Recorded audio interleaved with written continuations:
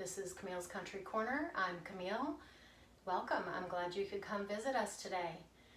On this video, we are going to be doing a What's for Dinner. And we're going to be making a series of 3 different meals. One of the meals is going to be an oven-baked tri-tip with a barbecue rub, and I haven't decided whether I want to put it on the grill as of yet. And then we are going to have a balsamic garlic pork loin and a spicy sausage penne bake. And I haven't decided whether I want to do a dessert or not. We'll see by the end of this video. If we do, it'll be a nice bonus.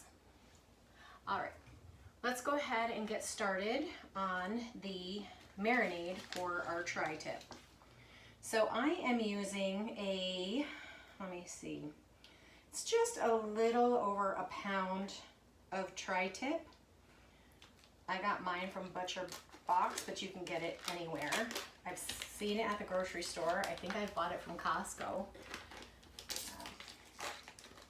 So what we want to do is take it out of the pack. And I'm actually going to pat mine dry because I want the marinade to stick to it.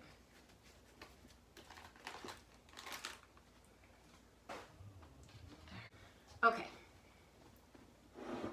I am using a few different items. So I have a Kansas City barbecue rub. I think I just picked this up at Sam's Club or from Costco, one of those. I'm just going to sprinkle that all over. And this particular rub says it has salt, pepper, and mustard in it, and so I want a little bit more. I'm going to add some garlic powder, probably about a half a teaspoon, and I'm going to put it on some smoked paprika. I don't like things real spicy. Other people in my household do. I'm not one of those people, but I do like the taste of a smoky paprika. All right, let me flip this over. And I'm gonna let mine marinate all day.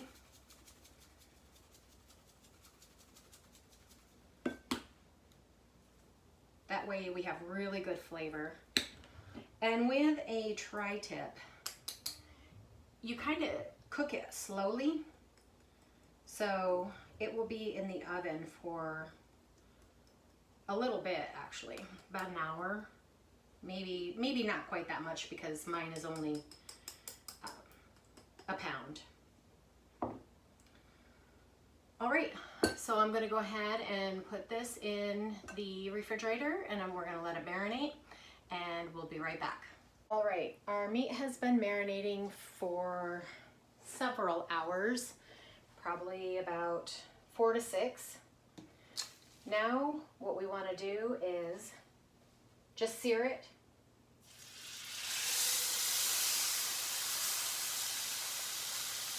Just to get a little bit of color on the top. I have preheated my oven to 275. We're going to insert a thermometer and we're going to set it at 275. And as soon as we reach the internal temperature of about 125 to 130, that is a medium rare, I'm going to go ahead and pull it out. This timer will go off when it hits that temperature. Should take about anywhere from 30 to 45 minutes, I would say.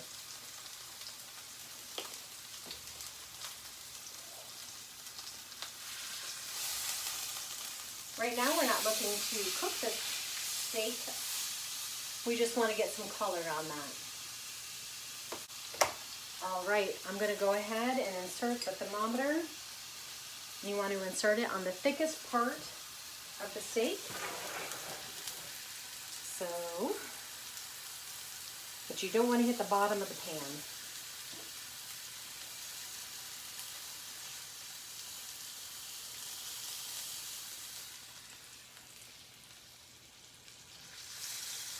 All right. I am going to be serving some new potatoes with some green beans, and that will have some garlic and some onion powder and some butter. And that's going to be our simple side for tonight. I'll show you what everything looks like when it's done. All right, guys, this is what it looks like when it's done. I ended up throwing it on the grill because my thermometer didn't work. And so I kept it at 275, 300, and I cooked it for about 30 to 45 minutes on the grill. I put it on the side that I turned all the heat off, so indirect heat. And then I just flipped it every 10 to 15 minutes. We've got some new potatoes with green beans from the garden. And the potatoes are from the farmer's market. And the corn is also from the farmer's market. I hope you try this recipe. The meat came out really tender, and I hope you enjoy. Okay, on this night's What's for Dinner, we are going to have a balsamic garlic pork loin. And so what you will need is about a cup of chicken broth, some balsamic vinegar, Italian seasoning, some paprika, salt, pepper, garlic, and some olive oil. And my pork loin is 3.5 pounds. Okay, I'm gonna go ahead and dump in my chicken broth. Add some salt.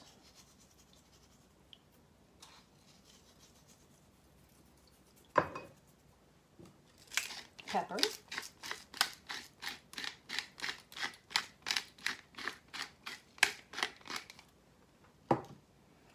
I'm going to add about a tablespoon of olive oil. It actually says to sear this, but I've done this before, so it comes out perfect. I don't have time to do that this morning. About a teaspoon of paprika. I'm using the smoked paprika. I just like the flavor of that. Some onion powder, about a teaspoon. Italian season, same, about a teaspoon.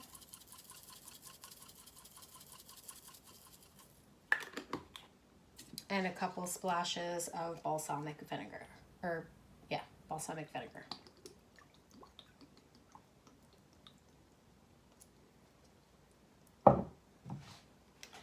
And then some garlic.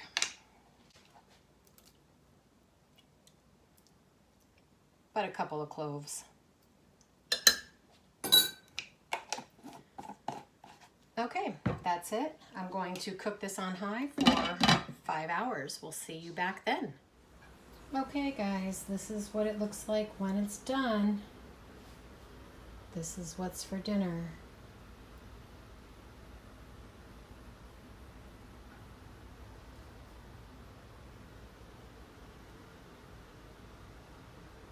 And that roast was so tender.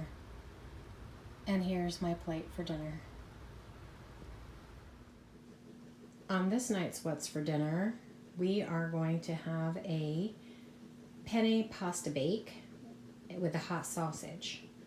And these are the ingredients that you will need. A 9x13 pan, mozzarella, some cheddar, penne pasta, some fresh pesto, or you can get store-bought, ricotta, cottage cheese, Italian seasoning, garlic, some sauce.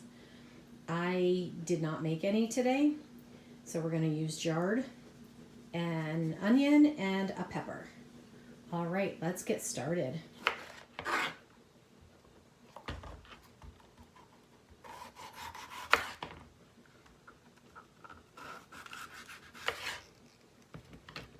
I'm only going to use half of this pepper.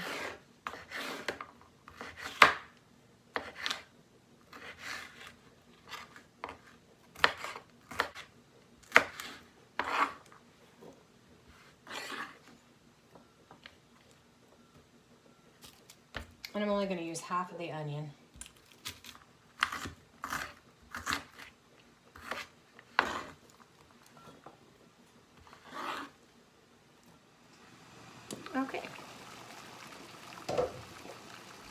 Don't forget to salt your water.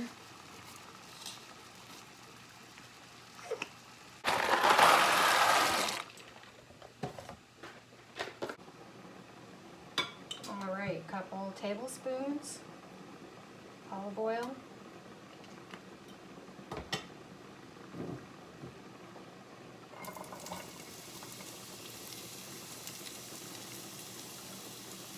And I'm going to saute my onions and my peppers.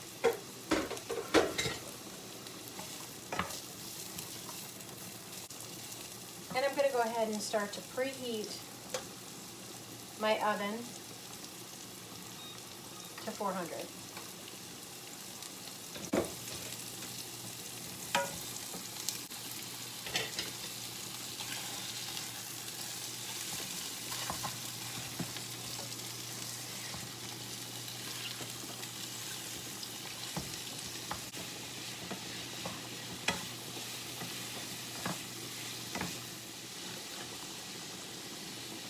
About a teaspoon or more of the Italian seasoning.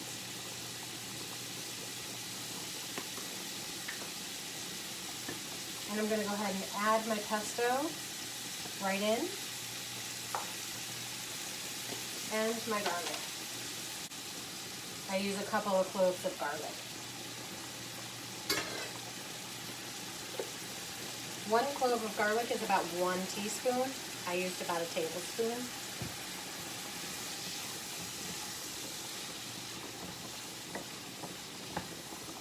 But you could definitely use fresh here.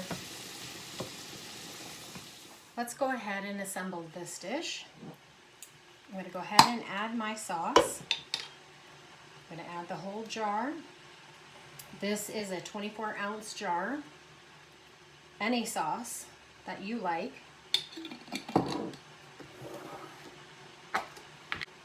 I'm going to add about a cup of cottage cheese. Now you can add any cheeses that you want here. We just happen to like the cottage cheese. And probably about the same amount of ricotta, about a cup. I'm going to go ahead and use what's left in here. A little over a cup for me.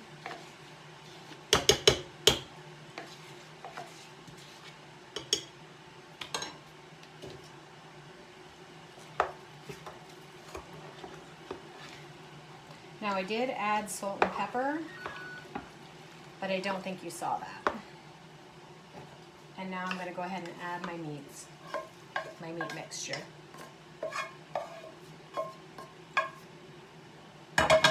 And you can add any meat here. I just did the hot Italian sausage, but you can do any.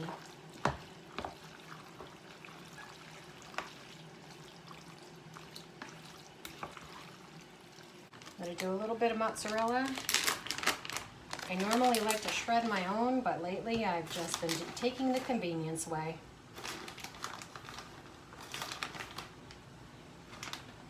This is an 8-ounce bag, so I did about a half a cup of the mozzarella. And I'm going to do about the same with, I got some mild cheddar here.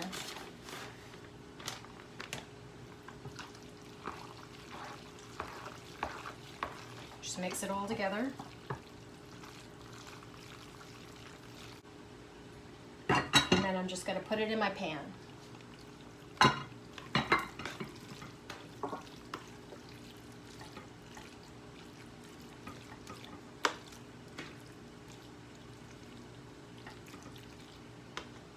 Got a little bit extra, so I guess I can freeze the rest of that. Put it in a freezer meal. Have it for later. All right, I'm going to go ahead and bake this at 400 for about 30 minutes. 5 minutes before it's done, I'm going to go ahead and sprinkle the rest of the cheese on there. About another 1/4 cup of each, and then I'll show you what it looks like when it's done. All right, friends, this is what it looks like when it's done. Can you hear it still sizzling? All cheesy and melty, crispy on the sides. It's delicious. I hope you make this meal and you enjoy. All right, we have the bonus round. So we are going to be making a blueberry buckle for dessert tonight. And here are the ingredients that you will need. We have some flour, some sugar, some brown sugar, baking powder, cinnamon, almond extract, which I think is hiding behind one of the bowls. We need an 8x8, some lemon zest, and of course, star of the show is blueberries. All right, let's go ahead and get started. Bowl, I have, let's grab my instructions here so we can see what we're doing. And I will link the ingredients and the recipe that I'm using below. That way you can make it at home as well.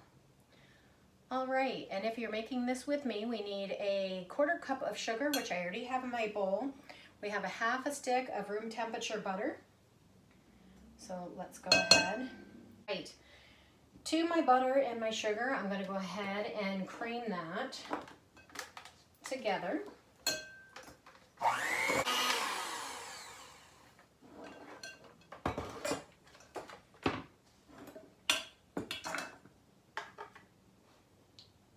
We're going to add that egg now.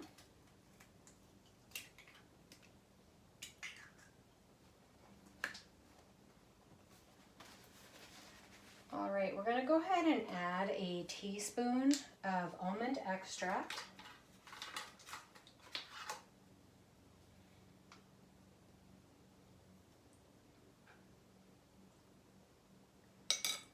Almond and blueberries go really well together. So does lemon. And I'm going to go ahead and zest this whole lemon. I've already washed my lemon because you don't know where they come from. Even though they're organic, you just still don't know where it came from. So go ahead and wash it. And then when you zest it, you only want to take it down a little bit to the pith, and you don't want any of that pith because that's bitter. So go ahead and zest the whole lemon. Now I'm going to mix that together, just until combined. All right, in my dry mixture right now, all I have is my flour. I have 1½ cups of flour. And to this, I want to add 2 teaspoons of the baking soda. Let me dry off my spoon since I didn't grab more than one.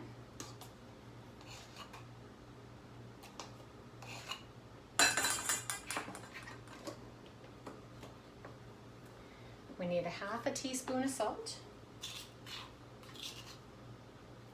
I'm just using kosher salt. That's usually what I have in my house. All right, I'm going to go ahead and mix this together.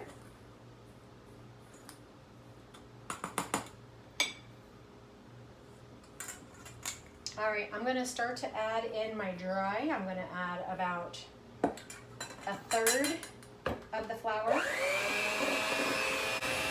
And I'm going to add about 1/3 of the milk.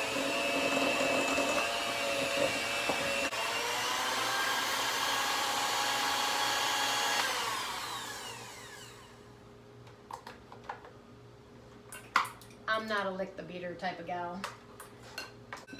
Now it says to put some flour into your blueberries so they don't sink to the bottom. I did not grab the flour, so give me a second. Just about a tablespoon of the flour, and I'm just going to combine it all together. And then you're just going to dump that in to your batter, and you're just going to fold it in because you don't want to crush your blueberries. All right, I have an 8x8 pan. I have just lined it with parchment paper. I use these binder clips to hold my paper on. It works wonderfully. I got that tip from Martha Stewart, and I've been doing it ever since. I did spray the bottom of my parchment paper. It is not necessary because it's parchment paper, and that's its only job, is to make things not stick. So let's go ahead and put our batter in there. I like this recipe because it's not overly sweet.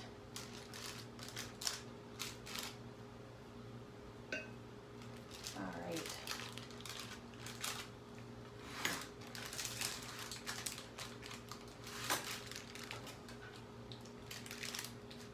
to this blueberry buckle, we have a streusel topping. And I'm going to go ahead and prepare that now. So if you were thinking that this definitely doesn't have enough sugar in it, it will be by the time we get the streusel topping on. Okay. To my streusel topping, I have 1/3 cup of flour in here, 1/4 cup of white sugar, and I need 1/4 cup of brown sugar. I think I'm using dark brown sugar, but you can use whatever you have. And I just noticed that my little thing that I have to keep my brown sugar moist is not in there, so I need to find that. Okay, we're gonna add 1/2 teaspoon of cinnamon, or a whole teaspoon in my case, but that's okay. I really like cinnamon. And then in there, I also had 1/4 cup of cold butter. It works so much better if you've got cold butter. And then you just take a pastry blender. If you don't have a pastry blender, just take 2 forks and mix this together until it resembles like pea size or like sand. Okay, when it's done, it will look like this. And we're gonna go ahead and sprinkle that all over the top. And yes, I'm using my hands because this particular dessert we are going to have here at my house. I'm not taking it anywhere. And my hands are clean. All right, I have my oven preheated for at 350 degrees. And I'm going to go ahead and put it in there. I'm going to start checking it at about 30 minutes. It really just depends on your oven. But it should normally take about 40 to 45 minutes. Again, depending on your oven. All right. See you back here in a minute when it's done. All right, guys, here we go. It is done and it looks beautiful. This is our blueberry buckle with the streusel topping. It just looks gorgeous. I hope you try this. All right, guys, let's give this a try. It looks super moist.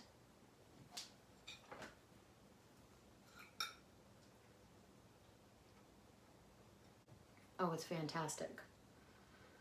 I ended up only cooking this for 30 minutes. Like I said, all ovens are different. All right. I hope you enjoyed our What's for Dinner. It's my first of hopefully many. If you haven't already, please like and subscribe down below. And we will see you on the next one. I am so happy you stopped by today. I hope you try and enjoy these recipes. And we'll see you on the next one. Have a good one.